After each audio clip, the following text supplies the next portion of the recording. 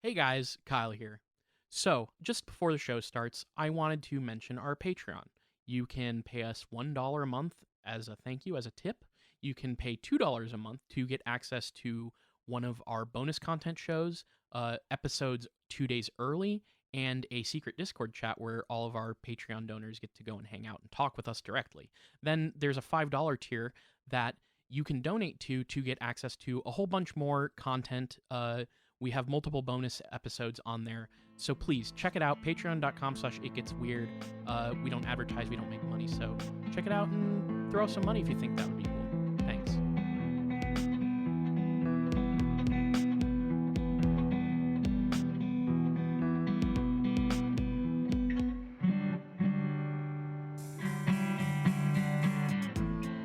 Welcome to It Gets Weird, our comedy show where we explore the unusual, the unbelievable, and the unexplained to try to make your world a little weirder. I'm Niall.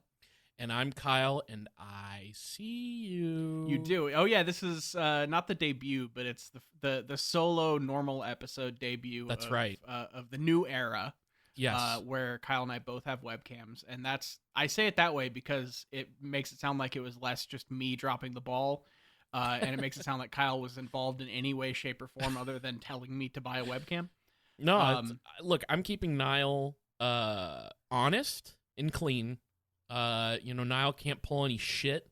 Niall can't lean over to Jules while we're recording and do a get a load of this guy sort of gesture when I'm talking. There usually is a lot of that, a lot of waka waka type hand motions and stuff as we're recording that Kyle just doesn't get to see until now. And now I can see. It's honestly amazing. I've said it before, I'll say it again. I'm so happy that I can see Niall now. It's going to be a big change of pace. And this is the first post episode 400. And we already have an email to read. Are you cool if I launch right into an email, Niall? Yeah, start us off with an email. I think you'll also find this one pretty interesting. So here's the subject for this email was, I don't know what's going on, but I hate it. Okay, worrying start. Hopefully, it's okay. What don't worry. Don't worry. It's not us. But this is sent by Jake or Jacob, and they say, "Hi, Kyle and Niall and Jules and Garrett." So shouts out to the whole squad. My name is Jacob, or Jake for short. I really don't care which. Anyway, my fiance and I have moved into our apartment in Massachusetts. It's weird being on our own. We have always lived in her parents' place, and it's a bittersweet type of deal right now. We have a lot more independence, but of course there's more responsibilities and everything with that, and I feel like we're doing pretty well for the time being. So we've been living in this apartment for about a year now, a little bit more. After watching a bunch of little mini-series on Froggers, aka people who live in the same house as you, but you don't know that they're living there and they're doing it very secretly and sneakily. One of the creepiest things possible, by the way. Just saying, that is one of the most terrifying concepts in the world. It is, and I have thoughts on this. So we'll. Yeah. I figured this might start a discussion. But they go on to say, I feel like I might have one, but I don't know if it's because of my bad memory or if I'm going insane or if it's truly what I think it is. As of last Sunday, almost the end of March, my fiance has been on a cruise with her friend, and I've been at home watching the apartment alone because I don't have a passport. When you're alone in a place for a certain amount of time, it's a little strange because you start to question where things were, and you know or have a grasp on what you thought you knew where things were. And even if you had the slightest inclination that you didn't put something where you thought it was, your mind can wander. I followed that. I get what you mean. My fiance works for a company, which I think that's makeup. Gotcha. But I'm just not going to name the company just in case. Yeah, we don't need to give out that much personal detail. That's probably about the extent of what I will say about that, but she has a lot of products in the bathroom, and for the life of me, I could have sworn that they were all laid out on the counter of the bathroom, and then today, they were stacked on top of each other, and I took them down and placed them all on the counter, not stacked. It's the weirdest thing and the weirdest feeling, and it doesn't help that I've been drinking a little bit, and I'm really questioning whether I'm right or not. Right now, I'm chalking it up to the fact that I've just been alone, and that I'm probably not realizing things as I have already been there for a certain amount of time. Then there's Mr. Bones. Okay. Look, I thought the email was going to wrap up, and then you introduced a new character. We're in the mid-season arc. We got to introduce the second arc character. There's a whole arc here. Yeah, then there's Mr. Bones, a stuffed skeleton plushie who always sits in the hallway. Made of the softest material, but today I realized that at the beginning of the week, his head was upright, sitting in the chair. Today I got home, and it's significantly moved over to one side. I don't know if that's just because of the vibrations from the neighbors below and above us, but he moved. I haven't touched him. I'm going to take a pic of his head upright now, and then take another pic later to see if he's moved. I'll send over the pic of him upright that I just made him be. I know I'm probably just being paranoid, but who knows? I'm 32. Maybe my subconscious is just looking for some external stimuli to latch onto. And then, Niall, they sent us a big question. Oh, really? Yeah, okay. They did. Which, like, it probably will have nothing to do with your actual subject. Yeah. But I kind of like the fan-submitted big question. Here's the thing. We'll bring... Just save that for the end of the show. Okay. And my big question is, like, fine. Like, it would be a perfectly decent big question for the end of the show. But if we have a user submitted one, I will fucking just drop that at the end. It's a good one, I must say. Yeah. But they finish up their email and say, you guys have a fantastic show and I love everything about it. I laugh and question the sanity of others all at the same time. Keep on keeping on and don't let the reptilians get you down. Thank you for reading. I give you permission to use this in the podcast. Tell everybody how weird and crazy I am. Thank you, Jacob. Hey, so, Niall, you've since seen where I live. Correct, yes. I've been to your house. You've been here, and we gave you a little tour. And I want to tell you something about this place that I'm sure I mentioned when you were here and we gave you the little house tour. If for people out there who have seen the movie Barbarian, we have a barbarian door in our basement. Yeah. Like we straight up have a door in our basement that is like just looks bad. It just looks bad. It looks evil. And yeah, you expect there to be a room with a single camera and a dirty mattress set up in it. Like bloody prints. Yeah, it's bad. The thing is, most of the it's an old house, and but like nothing's in that room. It's just like got some storage and like stuff like that. But when I'm here alone, and I can creep myself out with that exact thought of like, what if somebody snuck into this house? Like, okay, I don't want to put my roommates on blast, but they have, in fact, and I've done the same thing, left the front door unlocked. And we live in a mostly safe neighborhood, but we're like a mile out from like some pretty unsafe areas of this town that we're in. So my mind starts doing these sort of mental gymnastics you need to do to like make yourself really paranoid about that stuff. And I will be like home alone and be like, oh my God, what if there is somebody in our barbarian room? And it scares me. And I do it to myself, and I know it's not true. That's the fuck of it, is I know it's not true. But yeah, when you're home alone, or even when, like, sometimes, because Jules and I have slightly different schedules because of work, and she's asleep before me, like, I will start just hearing things in the building and coming up with all sorts of wild scenarios. Like, especially when you add some sort of substance to the mix, whether it's alcohol or whatever it is, and whatever you're doing. Cigarettes. Yeah, when you're hyped up on nicotine and you start just moving shit around and forgetting about it. Right. I could totally see, like, here's the thing. I'm not going to try to freak out one of our listeners about their situation. I'll do it if you won't.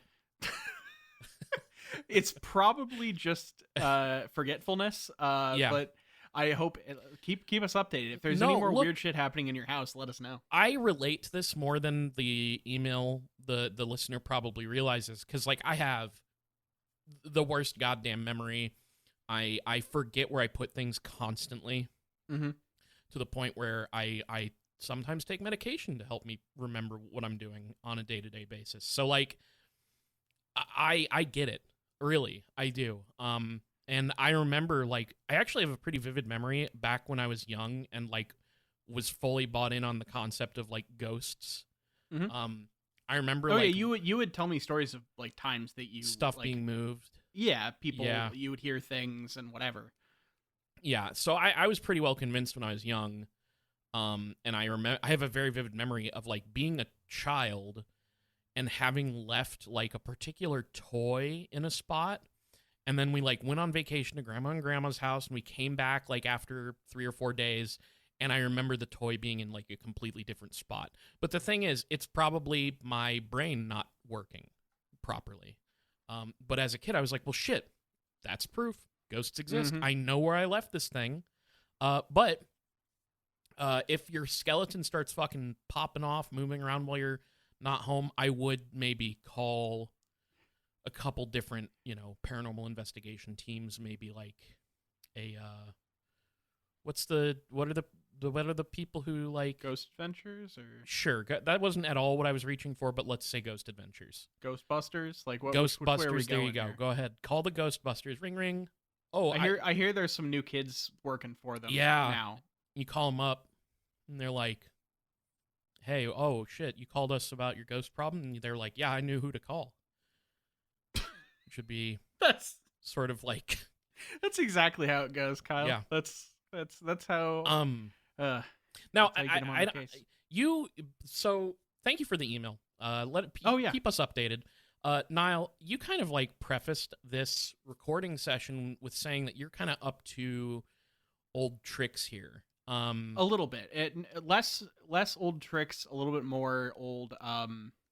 I don't know. This just feels like the kind of topic that I would have found 5 years ago and yeah.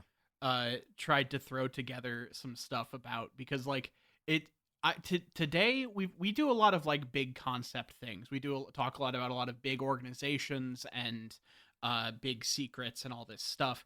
And I wanted to kind of pare down today and talk about one and try to answer one simple question. Okay. I got into this looking into kind of the history of UFO crash retrieval and reverse engineering Ooh. attempts. Yeah. 'Cause it's something that I've been interested in like over the last couple months, and something that I'm starting to kind of try to dig into.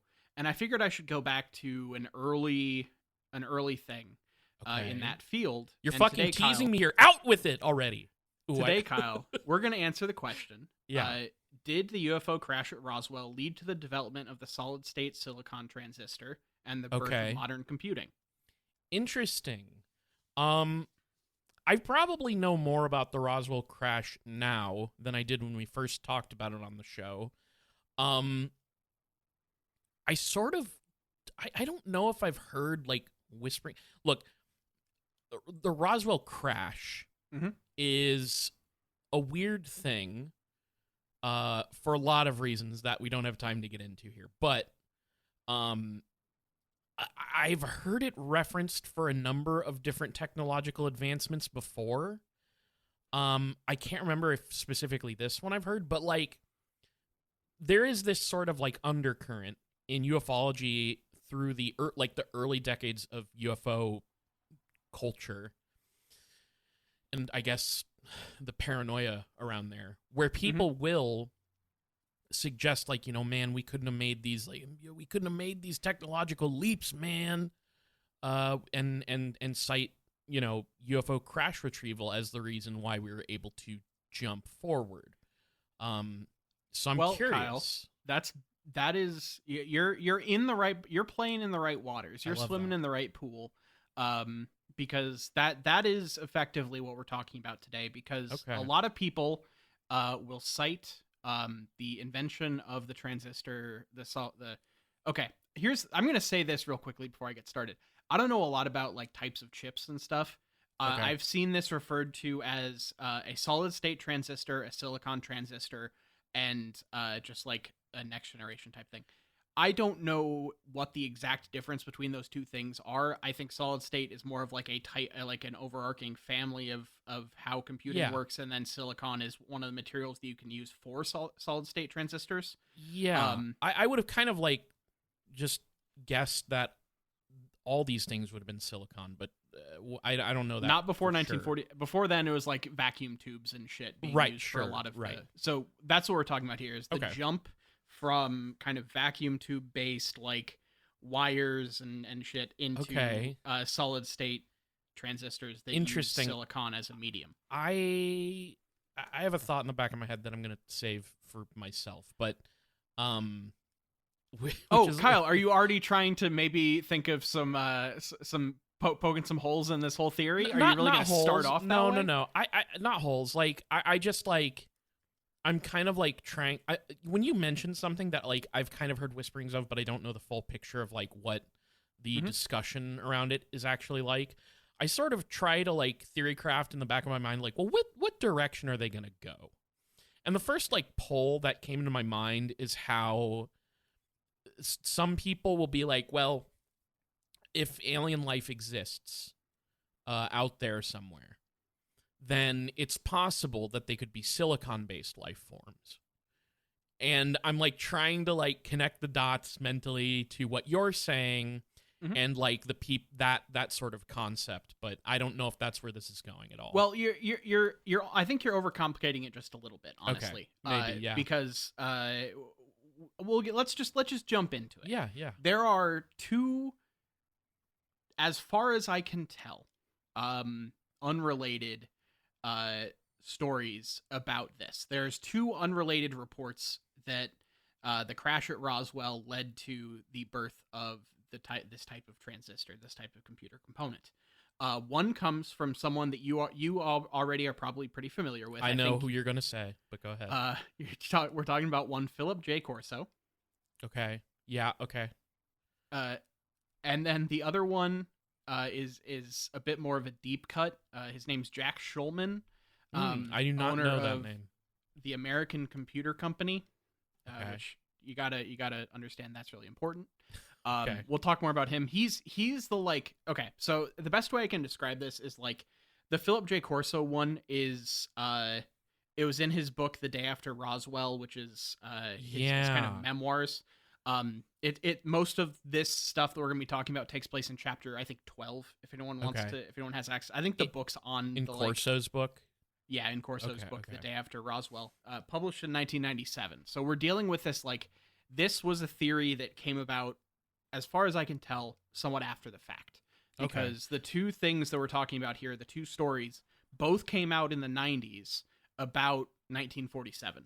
Now that's okay. So I don't want to go on too many tangents here, but like when I think of Roswell, I think of William Moore, and the debacle of the what was it, 1989 MUFON panel that he was a part of, where he like admitted to, basically being compromised and compromising all these UFO groups and stuff. And I think of like him and like a couple.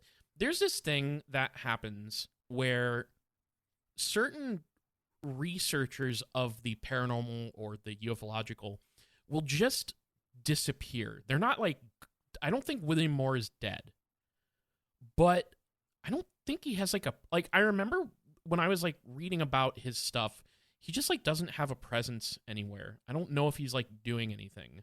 And it just is weird to me, especially with, we don't have time to get into the history of like William Moore and the Roswell stuff too much here, but it's like, it's one of those weird things that like nags at me, and he's who I associate with the Roswell story getting big in the 80s. So yeah, and this is probably kind of a progression off of that. Like this is the which people is that came up bizarre from that. Yeah, it's bizarre to like be like, well, I'm gonna take this story from this guy who like straight up admits that he was like working with the Air Force.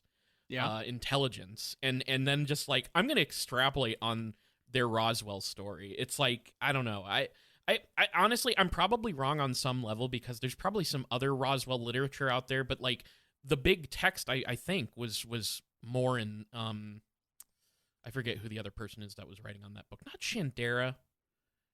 Whatever, irrelevant. But point is, I find it strange that Roswell persists like beyond its like demise. You know what I mean? Yeah. Sort of like Majestic 12. Oh, yeah. There's definitely this is in that world. Right. I'll just, because like whenever I was trying to do research kind of surrounding this, a lot of this is steeped in that era of conspiracy, because we're in this, like, that Day After Roswell came out in 1997. The other guy, Jack Schulman, a lot of his stuff is in the mid to late 90s as well, into the early 2000s and everything, as that kind of like, you know, the internet is becoming a place to go and have stuff happening. And also, like, you know, conspiracy stuff is starting to get onto there in a major way. Yeah. So without further ado, let's just jump into it. So we're gonna start with Philip J. Corso because I think it's the more just like run of the mill. Basically, he's less of a character. Jack Schulman has some color to his prose the further you get into his stories. So we're going to start with the Philip J. Corso story because it's a little more just kind of straight up. Real quick, we should explain the Roswell crash real quick in case people haven't heard of that one. Yeah. UFO crashed in 1940. What, I was half joking. No, I was trying to derail you even more. I'm sorry. So the general gist here is that Philip J. Corso claims that he was part of kind of these crash retrieval squads, and he was kind of actually put in charge of some of the detritus from these crashes and taking it to these different scientific laboratories to try to do research on it and everything. And that included these silicon, they call them wafers, these silicon semiconductor wafers that were like in the burnt wreckage of the ship. I'll let him explain it because this is if I try to explain it, it's going to sound even worse than it does when he explains it. Perfect. So okay. So yeah, he specifically gets he works with a guy named General Trudeau at this time, who runs the kind of group that he works with, and he is tasked to take some of the Roswell crash fragments that were these charred semiconductor wafers that broke off of some larger device, and they noticed them that when put under a microscope that it had this kind of framework that made it look like a type of circuit that they knew. Like, there are leaps here. Oh, really? They basically studied all the parts of this Roswell crash stuff, saw that this kind of looked like some stuff that we knew about with circuits, even though it's supposedly a heretofore alien technology, and said, hey, we should take this to the people at Bell Laboratories because they're working on trying to build computers. Okay. Like, that is the story here. And it sounds kind of ridiculous to me in that way, but like, this is pretty normal. Do you think Bill Gates saw these things and was like, these are perfect for my depopulation chips in my vaccines? I think he came into the picture a little later. Oh, okay. And probably was dealing with some of the stuff. I don't think we talk about Bill Gates. No, but there is. Jack Schulman does maybe have some beef with Bill Gates because he does claim to have invented the PC. So we'll get to him though. Sure. So basically, General Trudeau told Phil to take these silicon wafers to the place at Bell Labs and Motorola's labs as well, were the two places that this invention supposedly kind of simultaneously happened at. And they did some research on them and everything. And then in 1947, this part is true. In 1947, basically it was announced as like they accidentally discovered the silicon transistor, and patented it and put it out there. So the basis of a lot of this speculation comes from the fact that like I think mainly due to marketing speak and like interviews and stuff, people talk about the birth of the transistor as this kind of fluke accident. And I don't know how true that is exactly. Like, when I was looking into this, it seemed like there were programs already in place, and I have some stuff about the history of that type of research that doesn't quite line up with these theories we're talking about, which we'll get to later. But it's this kind of out of nowhere, Bell Labs had this massive leap forward innovation thing where they discovered how to make like solid state computing work and came out with these transistors.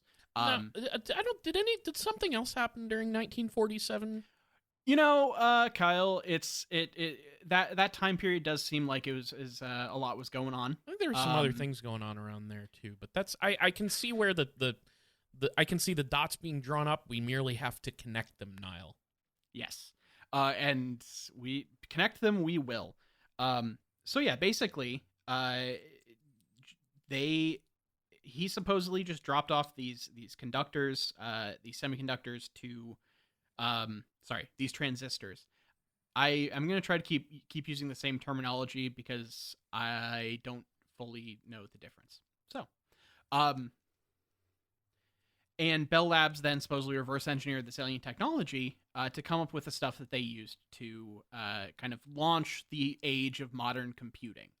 Um, they like this was a thing that was just kind of one fork of all of the kind of reclaimed materials from this crash. Things were sent to different laboratories. Like, it's a larger project that I might get into more later.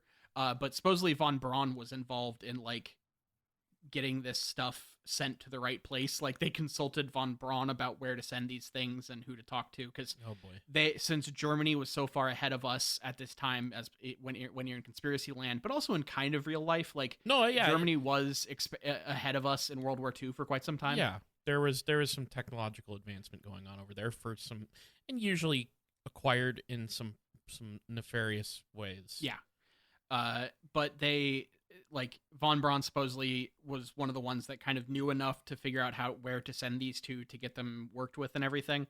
But supposedly this is just a funny anecdote that I have no idea if this is true at all, but it was just in it. I'm just going to read this. The Germans had been desperately trying to develop circuitry of this sort during the war, but Hitler, convinced the war would be over by 1941, told the German computer researchers that the Wehrmacht had no need for computers that had a development timetable greater than 1 year. So Hitler was so sure that that he was going to win the war by 1941 that if any development project was going to take longer than that, he just canceled it. That's what this anecdote is Adolf saying. Hitler, the first agile scrum master. And that's just a little tech joke for the tech people listening to the show. Yeah.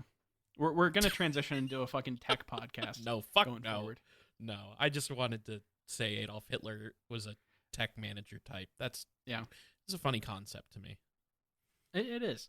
But yeah, so this is, that was just, I have no idea. I really kind of should check to see if that's true, because it's a really funny story if it is. But yeah, it's this. So one of the things that Corso says, I think, is like, there are people, Schulman thinks that it's not, there's some debate whether or not this is actually from aliens between these two theories. Corso this comes from aliens, it's EBEs, he uses all that terminology. Whereas in Schulman's story, he isn't certain that it's aliens and it could be other things, whatever the fuck. But they basically, the whole thing with Corso is that he thinks that if we could duplicate what these EBEs had, we would like launch the whole next age of humanity kind of thing. Like, if we can get all this technology, then we can get closer to like a utopia kind of thing. And yeah, so the guy that invented the transistor supposedly is a guy named William Shockley, who worked at Bell Labs. He's credited with this like sudden, instant kind of fluke invention. And that name will come up later. Again, I just wanted to put it here because we're going to talk about him later, because I can't keep teasing it. Like, but Schulman has fucking, supposedly like pulls I knew someone who worked at Bell Labs in college. I know someone whose dad worked at Bell Labs. So he has like fucking, okay. He's got an uncle works gossip. at Nintendo situation. Exactly. Now, I just want to throw out there that like so many people, like so many big government institutions were like in the United States, in the Soviets, in Germany, like everybody was trying to make these technological advancements at this time. A lot of it to do with war. So I kind of, I don't know whether I trust the narrative of like, oh, well, we just spontaneously, like, I feel like this was probably being worked on, but for it to make sense with Roswell, like imagining it as like some sort of sudden leap that we made, like with just out of nowhere, it works better that way, I guess, for the Roswell connection. And like there is more to it in the real world than that. Like I'll talk a little bit about that later, but the kind of narrative here is basically this surprise invention. And then the thing that people will talk about after this, like post Corso book, is a whole thing with the this is a thing that actually happened where there were these antitrust lawsuits with AT&T, who owns Bell Labs, over the course of the next like decade or so after the invention of this product, that eventually led to the patents for this transistor being given to the government, basically. So the people basically, like, there's kind of this conspiracy theory that floats around that's kind of based on the Corso stuff, that Bell Labs basically got this stuff out there, and then they were able to make money on it for a while, and then the government basically was like, yeah, that's ours, because it's alien technology. Right. And they were like, it was that Bell Labs was just being used to put it out into the world for a while. Gotcha. You know, like, I see. That's the conspiracy theory on places that don't really know how business works. It's a fun story. But I that part especially feels like weird to me. But it's this kind of pattern that people try to pick up on as kind of nefarious. But it's really just that AT&T was so profitable that they had to get broken up into like multiple subdivisions over time, or else they would be a monopoly in multiple industries. Like that's what was happening. Yeah, makes sense. So that's the kind of basic one. That's just the kind of built into the UFO lore. They took some stuff off of the crashed ships at Roswell. They gave it to Bell Labs, and we got this advancement in computing. Now we're going to get into the more fun story by way of New Jersey tech CEO Jack Schulman, owner of the American Computer Company, which I don't believe is still a thing. I think it changed names for a while, but I think this guy is still out there. Like, I don't know if he's active right this second, but I think he was still active well into the 2000s. So, supposedly, Schulman has proof of the reverse engineering of what he calls non-terrestrial technology. Basically, it's him saying aliens without saying for sure aliens, because if you say aliens, people immediately get weird about it. That was recovered at the crash site at Roswell, New Mexico. This technology was then gifted to various companies across the U.S., who would then, in turn, develop and patent new technologies that birthed the modern world. And he basically just thinks that, looking back at the development process of this thing, that there is no way, using the knowledge on Earth at that point, for this discovery to have happened overnight in 1947. Right, which is how it went down. It was an overnight thing that we just spontaneously eurekaed into existence. Yes. So, and so he decided in 1997 that he would start putting out information and just kind of asking questions about this technological leap. He also claimed to have at some. Okay. This is one of those times where I don't have the exact order of all of these events, because a lot of this took place at him by way of him making like Web 1.0 graphics with like text art on his web page in 1997 that were like, did the crash at Roswell give us modern computers ?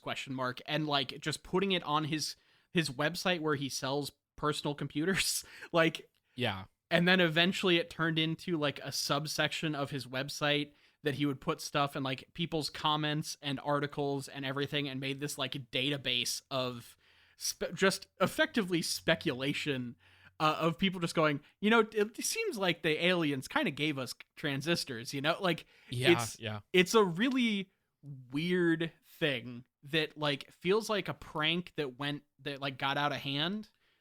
But it seems somewhat earnest, at least in terms of trying to make it a thing to make him popular. I would have eaten that website the fuck up as a kid. I would have loved that. I loved websites like that.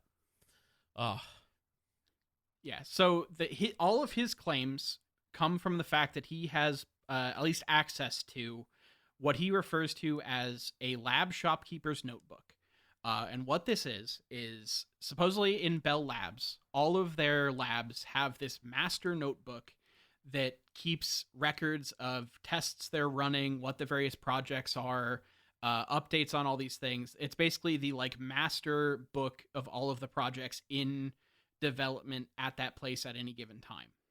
And he supposedly has access to the one from some secret Bell Labs. Like they're all of the normal ones we know have this, but we're assuming that there are secret labs at Bell Labs that also have these same notebooks, and he has one of those. Okay. And so a lot of this information is taken, and it not only has the stuff about the transistors, but also has a lot more things that he will talk about. Like there's more inventions that he knows about. This is where it goes beyond the just like basic, hey, did they give us this? He has supposedly schematics and shit for all sorts of like fucking like 0-point energy type shit, you know? Sure, yeah. I mean, well, if you're meddling with alien technology, you could have basically anything. All of your wildest sci-fi dreams. Yeah. And so he claims that basically the whole thing for him hinges on the fact that he had been told by the people that he knew that worked at Bell Labs and in various other places that the guys that were credited with creating the transistor were dumb as shit and could not have created this scientific breakthrough. That's okay. I mean, isn't that kind of like the argument that's part of the argument for like why any like prehistoric like thing happened, or like why any ancient thing happened? It's like, why? Oh, the pyramids happened because the people back then were just like fucking so stupid. Yeah, he's literally fucking ancient aliening engineers at Bell Labs in 1947. Yeah, that is the crux of this, and it also has like just a bit of, oh, my stepdad who works at Nintendo. Like, you said. And it kind of feels like there's a little bit of a professional beef going on here. I don't know. Oh, a guy running a computer company railing against the computer competition. Yeah, maybe. So yeah, his story includes basically that he grew up in New Jersey, near Bell Labs, and he went to a private boarding school where his roommate's dad ran Bell Laboratories at the time. So he would like discussion of Bell Labs and all this stuff was just like dinner conversation for him. It was just like growing up immersed in it. Like you would know about I was about to say the name of the company your dad worked for, but please don't. It's like that. Yeah, you know, like I get what you mean. Yeah. And at some point, years later, a friend came to him because of kind of his history in this world and everything. And this man was at one time a well-known general in the Pentagon and a member of the Joint Chiefs of Staff, who's now a consultant. He said. Okay. Do we have a name on this person? There is not a name on this person, unfortunately. I know where you want to go with. I have a good guess where you want to go with that, and I can't confirm it or deny it. Okay. But he was asked to analyze some documents that this man had in his possession, which included some pictures. And those pictures included drawings, photographs, and schematics and stuff for some various technology, including this stuff of like the silicon chips and stuff from the downed UFO. Mm-hmm. And he said basically, hey, this is fun that he puts a direct quote of himself, which this whole conversation reads like bad dialogue writing, not like a real conversation that human beings have with each other. I know, I can picture but I'm sure you're going to give me an example here. Yeah, he said, fine, I don't believe this is real. I'm skeptical. I don't believe in aliens. I don't believe in UFOs. I don't believe in any of that. And the guy just says, okay, well, I'd still want you to take a look at them, Jack. Like, it's just like he's setting up, I don't believe in any of these things, because he's about to tell you these things are real. Right. He's trying to set up that he was a skeptic beforehand, and this stuff that he saw that he has was so convincing. Yeah. And there is this weird phenomenon that tends to happen in books on certain. So like it was sort of happening when I was reading like okay, it kind of reminds me of like when you read transcripts of like hypnotic regression of abductees. Like when I was reading about Bud Hopkins doing that with Deborah Cobble. It's like I don't think we have actual recordings. Actually, better example, Whitley Strieber. Yeah. Whitley Strieber in his book oh fuck, why am I forgetting the name now that I'm trying to bring it up? Walken was in the movie. Communion. Communion. I read Communion like not too long ago. And like it's pretty interesting stuff, but there's a point where you're reading it where he's like basically saying like, oh, these are like transcripts of, these are like me recollecting in transcripts of like sessions of hypnotic regression with Bud Hopkins and like my sessions with other abductees.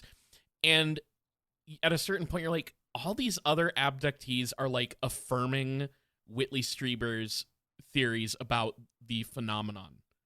Yeah. And you're it's that fucking the writer's barely described fetish or barely disguised fetish. Yeah, exactly. Thing. But for ufologists and UFO experiencers and stuff, yeah. It's like I want to take a pause here to say something. I used to have this impulse. And I guess it comes up occasionally, but I used to have this impulse to like want to debunk things and like, you know, be like, that sounds like bullshit. And I still get the bullshit-o-meter running. Mm-hmm. I no longer have like that impulse to debunk. Like I have like I've been thinking about this recently. I have like a new sort of perspective on the UFO phenomenon. But you do reach a point with the way people present some of these stories where you're just like, fucking come on, man.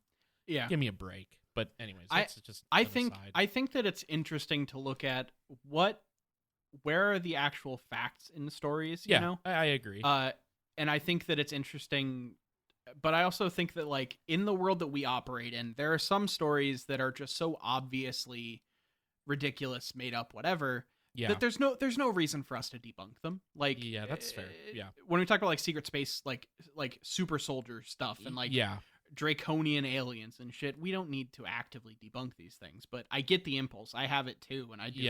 Like I've already done it in this episode, talking about how fucking fake some of this shit is. But I think sometimes it's fun to lean into the story. Yeah, but other times you can just dunk on people. You know, dealer's choice. Who gives a shit? Yeah. All right. So this led to the contact that showed him these pictures, and Shulman meeting with someone who goes by the alias Mrs. Jeffrey Proskauer, which for some reason I don't know why. Okay. This is maybe the weirdest fake name I've ever seen in a conspiracy document, because they named this person Mrs., an entirely made up name. So they're calling her the wife of someone that doesn't exist, and it's a fake name. Like, what? Why not just give her a fake name? Why not call her fucking Emily Proskauer? Yeah. Why?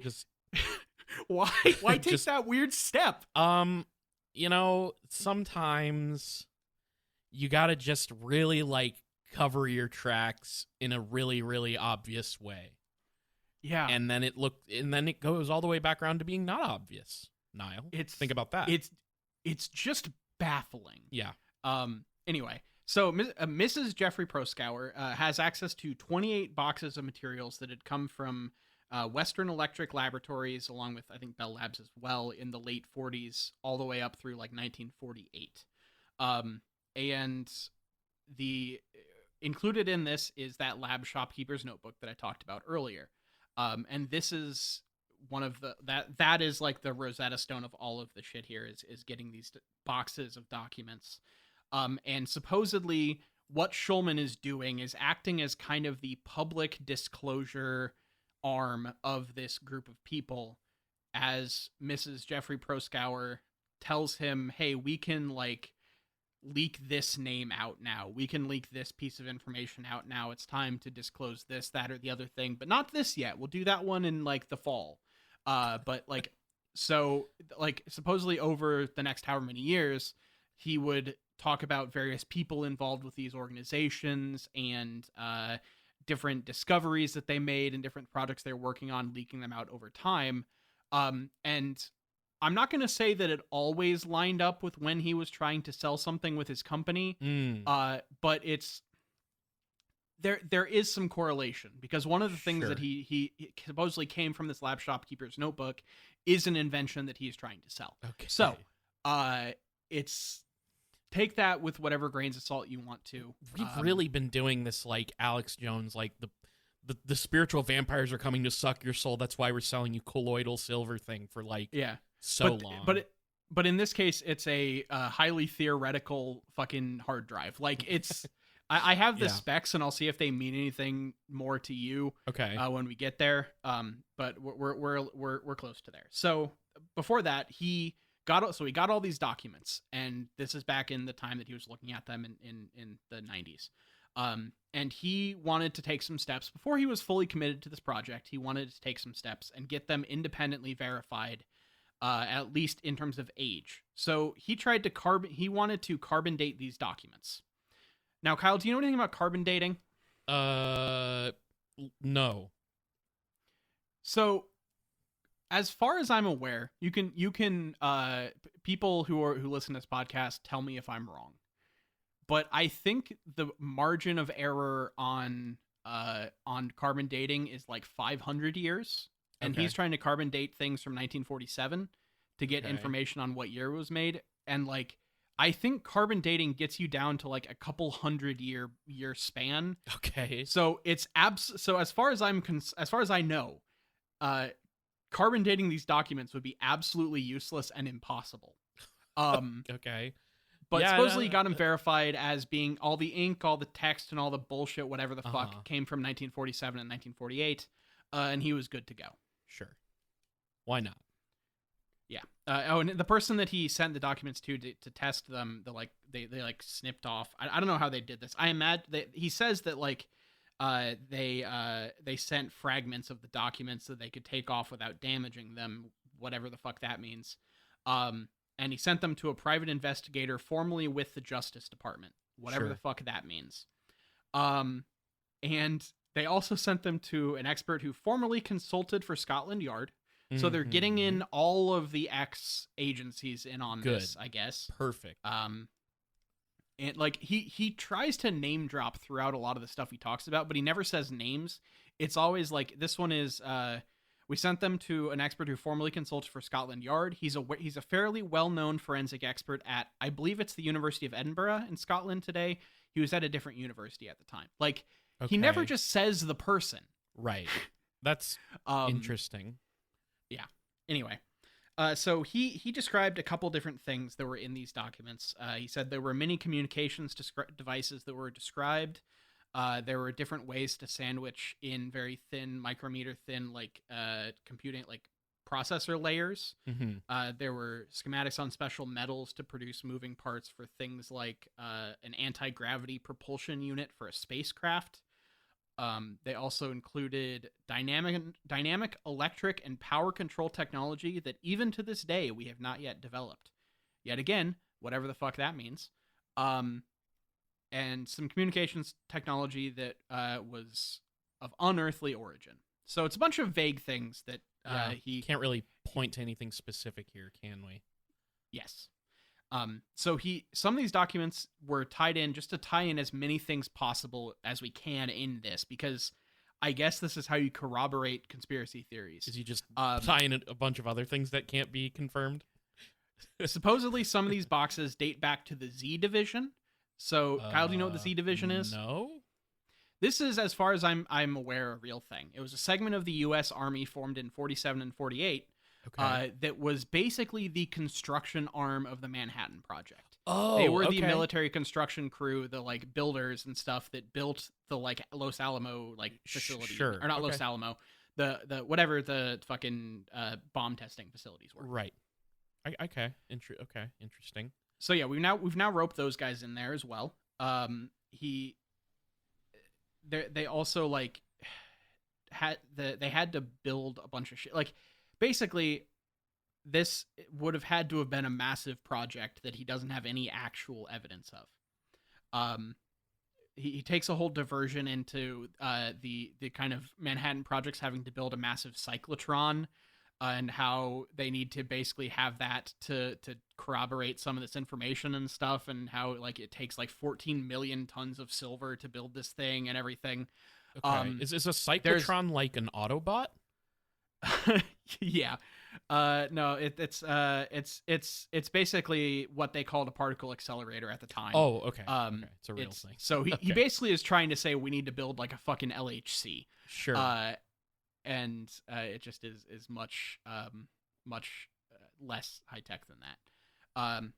So yeah, he continues to kind of try to add more stuff to this as he keeps going.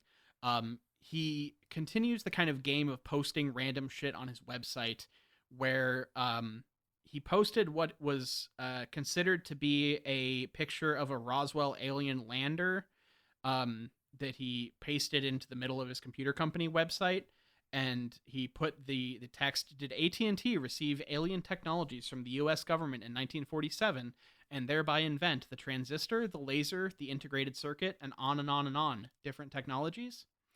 And this started everything on the internet in regards to this kind of journey into the world of fake UFO crash shit. But he claims that 3 days after he posted this on his website, he received this very strange series of military faxes to his tech support fax machine, referring to a piece of hardware known as Sky Station. Okay.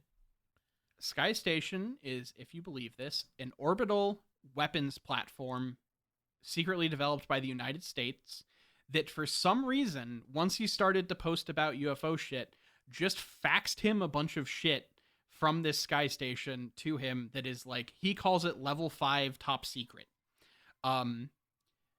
There's no explanation given as to why this happened. It just did. So, and he posits it as like, oh man, now I've got both the people mad at me about the alien stuff, and also I have this classified document that I'm not allowed to have that is going to be real hard for my life. And because like he calls Langley Air Force Base about this, he claims, and they kind of, it doesn't really go anywhere. But then he contacts kind of a higher up, and the next day his like office gets broken into, but the stuff wasn't there, so he still has it, and he never actually says where it ends up. Like the Sky Station stuff, he just drops at some point in his like creeds. Like I don't know where it went after a certain point. He just kind of like, they just kind of accepted that this random guy in New Jersey had classified documents about our like nuclear weapons platform in space, and just let it be, I guess. You think maybe this guy was watching Terminator? He was like, I gotta come up with a new idea to sell the stuff on my website. What's like a good name for like a secret, satellite system? Sky something. Yeah. It's just weird that like he can't just leave it at the aliens gave us computers. Yeah. He has to also add the secret nuclear orbiting defense platform is sending me faxes personally. Like, yeah, what the fuck? Yeah, I mean, I think what's the frustrating thing about a story like this is just that it's based off of zero things that you can confirm. So maybe it's just like, you throw enough things at the wall and some of it sticks for certain people, I guess. I mean, I don't know. Oh, here's the fun part. So this is when he just starts slinging fucking barbs at people. Okay. So he's talking about why he knows that this is false, and this is the stuff about the guy being a dumbass. So he says, I have access to some information. One of it was that there was some relationship between the government and AT&T that resulted in the transistor's invention. I mentioned I grew up in the household of the head of Bell Labs, so I knew that there was something strange about the transistor because I knew Bill Shockley, and Bill Shockley was something of a witless buffoon. But there's no way he could have invented the transistor. And he says, if you look back at it historically, what AT&T was claiming was that one day this genius, William Shockley, and genius, of course, is in scare quotes, was working with a rectifier. He looked at it and he noticed it has unusual propensities. And there, bingo, he invented the transistor. He figured it out right there. So literally he's claiming that this idiot had like a, in like a network drama when someone like someone unrelated says something and the main character like clicks into place some revelation about the core thing in the episode. He basically is saying that this dumbass at Bell Labs had that about the like the shape and like intricacies of brand new technology and just invented modern computing. Sure. As one does. Yeah. So he says that the actual head of the project was a guy named Jack Morton, which is the guy that he lived with as a kid. And he claims that this guy, Jack Morton, has some kind of professional jealousy about how this went down because his name basically got taken off everything and credit given to these fucking idiots. These dumbasses. Yeah. Working in a fucking lab somewhere. These fucking dupes. Yeah. Now, the other thing, okay, this is just a weird inconsistency in his story that I just really picked up on, and it made me hesitant about some things. Because he talks about earlier about how he's a skeptic, not into UFOs, not into anything, not into any of that bullshit. And then he writes this. Now, I'd heard a lot about Roswell in my life, and I'd read the Project Blue Book books, and I'd read a lot of books like Berlitz's books and so forth. But I was not someone who believed in Roswell, who believed that a UFO had crashed at Roswell at the time in any event. Tee it up. Like, how did you read all of these books, but not about, like, why did you not believe in Roswell if you believed in these other things? Like, it just doesn't make a lot of sense to me that he tries to claim to not be into this stuff and just have this stuff thrust upon him by happenstance. But then he also claims to be like a well-read fucking expert on the subject, Yeah. I mean, it does kind of read like you said of like, well, I'm going to like preface this by saying I don't believe it. And then, like I said, that's, knock it down with, the undeniable proof that changed my mind. Yeah. And especially with the fact that, like, this is all talking about leading up to he ends up doing some shows and everything. Like I think he's been on Art Bell, but sure. His first kind of quote appearance on Art Bell came from actually an interview between Art Bell and Linda Moulton Howe.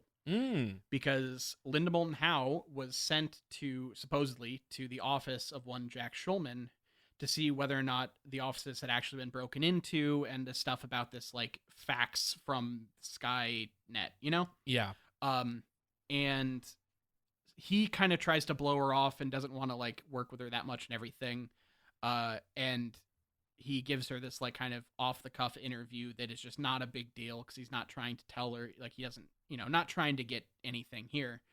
But she plays the tape without him knowing on Art Bell's show, and it shocks the world. And it's well over 3,000 people tried to call him the day after this interview that he had no idea was going to be this thing came out, and he started getting email by the 10,000s, and their numbers jumped and all this stuff. Incredible. So he then does some more appearances in other places and everything. And you get that's kind of his 15 minutes of fame at the time at some degree. Yeah. Wow. And at some point he does think that the guy that Dr. Morton, the guy that he lived with when he was a kid, was partially responsible for the shopkeeper's notebook being brought out as like part of that professional jail. So like he thinks that somehow the people that got him the notebook got it from the guy he lived with as a kid, but didn't like. We're playing like 6 degrees of Tony Stark throughout this shit. Somehow like Tony Stark is responsible for the entire MCU, much like Dr. Morton and this fucking kid being roommates with Morton's son are responsible for all of this shit coming forward. It's pure exceptionalism. It sounds like we really owe them a massive debt. Humanity owes them. For this. And really, the best way to kind of end the discussions here is just how he kind of ties it all together. And you've got to understand, we didn't say that it originated on an alien spacecraft. we asked the question. Did it originate? Would you run around on the internet saying this technology came from an alien spacecraft? No. You'd ask the question. No, you wouldn't. You'd say, are you fucking kidding me? Of course people would, but sorry, go ahead. let's put together the evidence. Let's find out. So really, he's just asking questions, and all of this stuff isn't him. None of this is serious. Don't be mad at him. He's just asking questions. Right, of course. The Scott Adams style of writing. Exactly. Oh, so he supposedly, as a part of this, he tried to test one of the designs he found in the lab shopkeeper's notebook to build let's see, how does he call it? He calls it the transfer capacitor. And it is a semiconductor. It can be made about the size of a molecule. It can be controlled by microvolts of electricity, and it produces no heat, and it switches at 12 terahertz. And it can produce 1.21 gigawatts. Exactly. Like he says, Intel Pentium transistors switch at 500 megahertz, whereas ours would be 12,000 times faster. And supposedly he built some of these and tried to send them to Bell Labs and bullshit, and they didn't really take them. But it's going to revolutionize the world. That, of course, didn't happen. No. I don't remember that. Yeah. Okay. Yeah. Well, is this guy dead? No, I think he's still alive. What the fuck is he doing? I think he's still kind of active.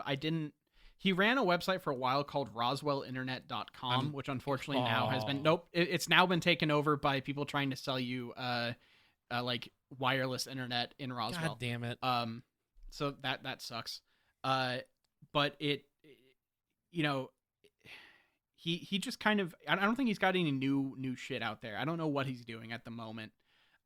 He kind of had his heyday in that time period, and then I think is still just like trying to sell computers in the background. I don't really know. No, go ahead. So just to kind of throw this out there, I did some research into like how this stuff actually came to be. Okay. The first patent for the field effect transistor principle was filed in Canada by an Austrian-Hungarian physicist named Julius Edgar Lilienfeld in 1925. So this wasn't like a fully working thing, but there was a patent that was kind of the grandfather to this whole thing came from 25, and then another one was developed by German physicist Dr. Oscar Heil in 1934. So the concept was there. So it's not, so basically it's not that wild. Like, it's a good story to say it came about overnight, but in reality, this was kind of a progression of like 20 years of theoretical thought and patents and research that they were pulling on to create this thing in 1947 that didn't come out of nowhere. Oh, boy.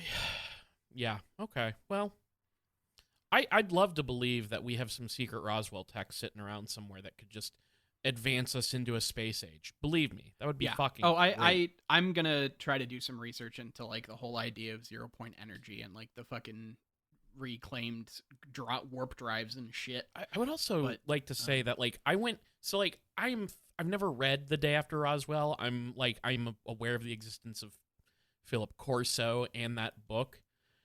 So I like looked it up so I could like bookmark it to read it for later. And I found the copy that you can get on archive.org has a forward from Strom Thurmond, who like I don't remember where I read this or heard that, probably on a podcast somewhere, but like if I remember correctly, Strom Thurmond was this like notorious senator for like being aggressively racist. Yeah, so, not like like a segregationist. Not the best person to do your forwards. I'm pretty sure. I don't. It's weird that like this makes me want to look into Strom Thurmond because like I feel like I've heard his name in connection to UFO stuff before.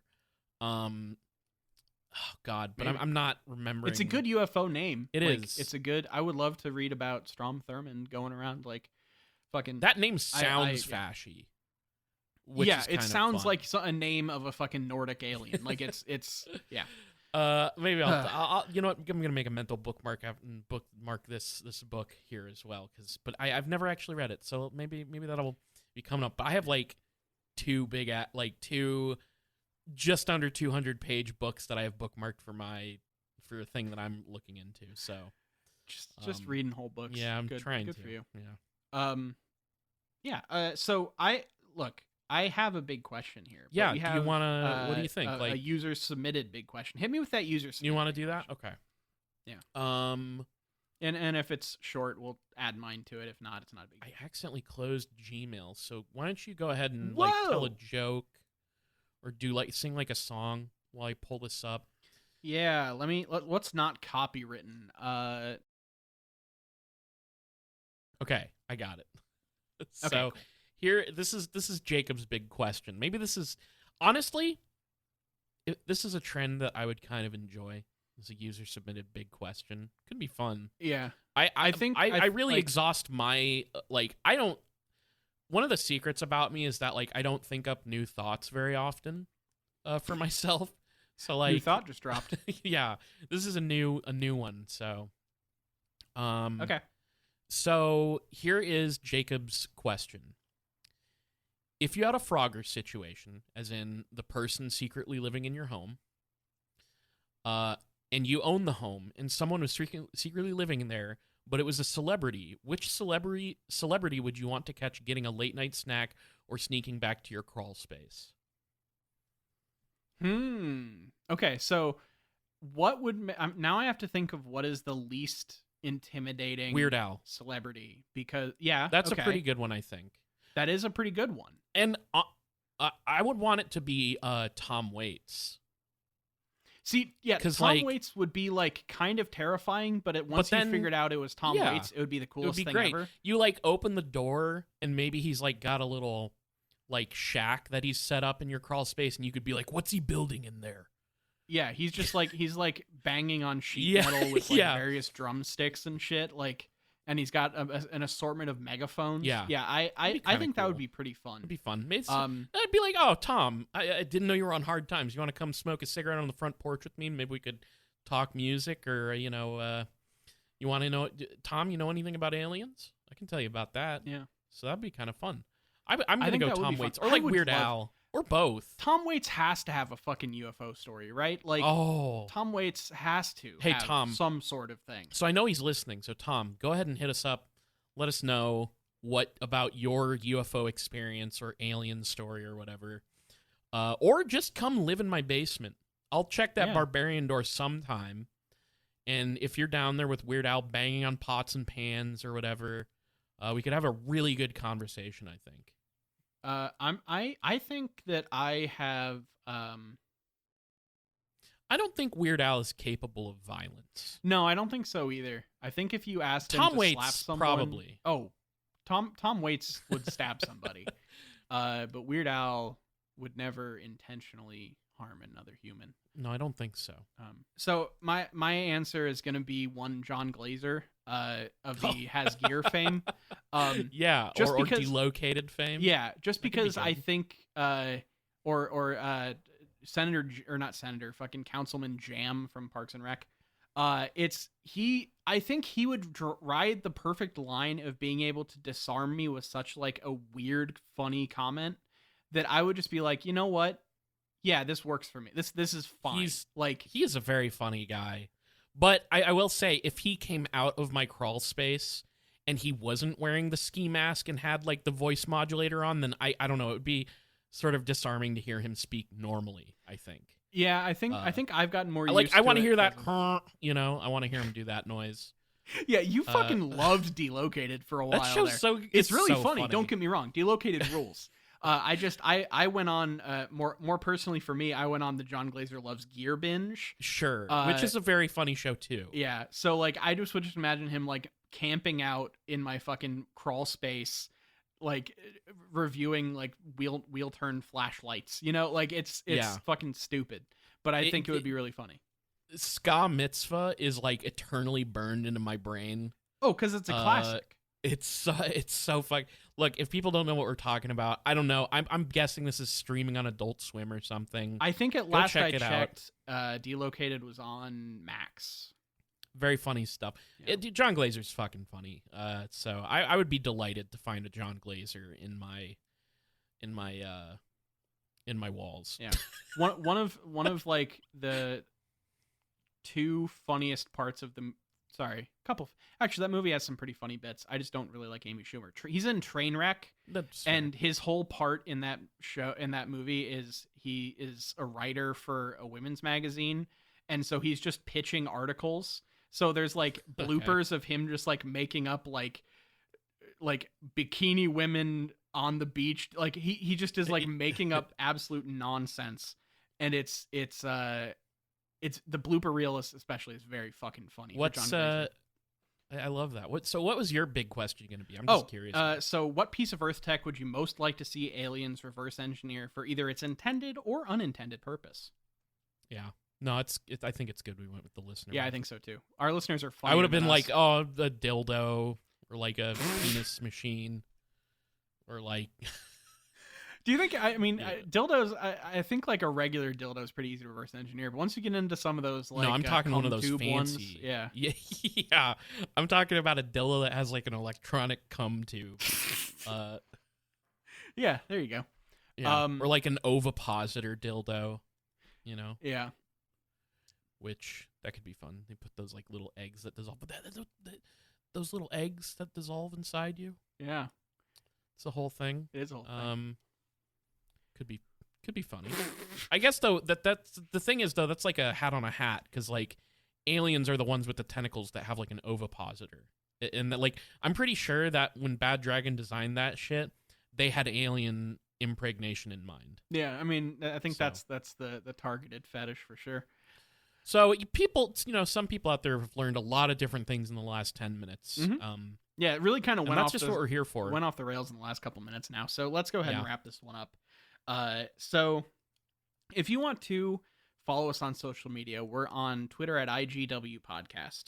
You can follow us on Facebook.com/ItGetsWeirdPodcast. And we're on all your favorite podcatchers, from Google Play to Apple Podcast to Spotify. If you listen to podcasts somewhere, look up It Gets Weird, and we're probably there. I do think Google Podcasts are like turning into, it's like no longer Google Podcasts. Oh, are they changing it? They need to stop. Look, I memorized this fucking end piece like 4 years ago, and now podcast platforms are changing. Guys, you gotta cut it the fuck out.